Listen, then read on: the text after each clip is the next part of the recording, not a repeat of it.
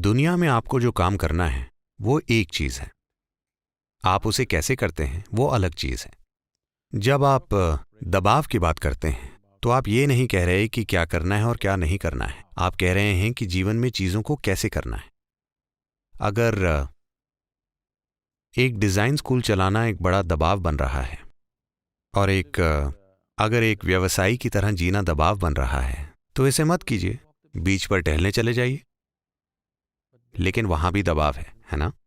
तो दबाव नौकरी या उस ओहदे के कारण नहीं है जिसे आप संभाल रहे हैं। दबाव और तनाव इसलिए हो रहा है क्योंकि आप नहीं जानते कि अपने शरीर को कैसे संभालें, अपने मन को कैसे संचालित करें और अपनी भावनाओं को कैसे संभालें।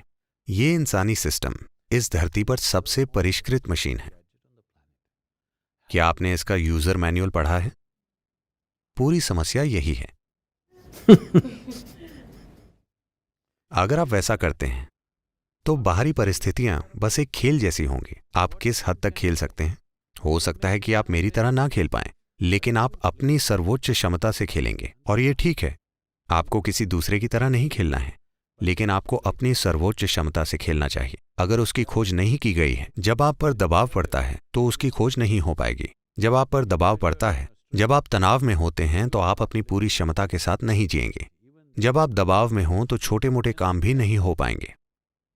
अगर आपके भीतर एक खास स्तर की शांति और मिठास है तो आपका शरीर और आपकी बुद्धिमत्ता पूरी तरह से काम करेगी। So, this is about playing this life out. This is not about proving something to somebody. तो ये इस जीवन को पूरी तरह से खेलने के बारे में, ना कि किसी को कुछ साबित करने के बारे में। बात बस इतनी सी है कि अगर आप सफल होना चाहते हैं, आखिरकार आपके आसपास का हर कोई सफलता का ही सम्मान करेगा, ठीक है? अगर आप सफल होना चाहते हैं तो आपको अपने भौतिक शरीर और अपने मन का पूरे तरीके से उपयोग करना सीखना होगा। तो केवल दो ही चीजों का, और यकीनन बाहरी हालातों को नियंत्रित करना होगा। पर बाहरी हालातों को संभालना मूल रूप से इस पर निर्भर करेगा कि आप अपनी बुद्धिमत्ता और अपने शरीर का कितने अच्छे से उपयोग कर सकते हैं।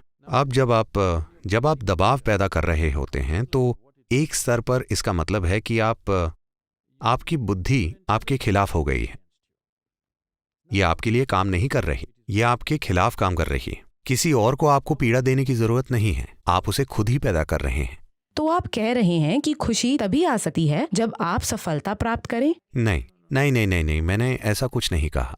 मैं ये कह रहा हूं कि अगर आप खुश हैं, सिर्फ तभी आपका शरीर और मन सबसे अच्छे स्तर पर काम करेंगे। अगर वे अपने सर्वश्रेष्ठ पर काम करते हैं तो आपकी अपनी काबिलियत और हमारे आसपास के हालात वो कैसे काम कर रहे हैं, इस पर सफलता निर्भर करेगी। आपकी सफलता सिर्फ आपकी योग्यता के बारे में नहीं है, हालात भी मौजूद हैं।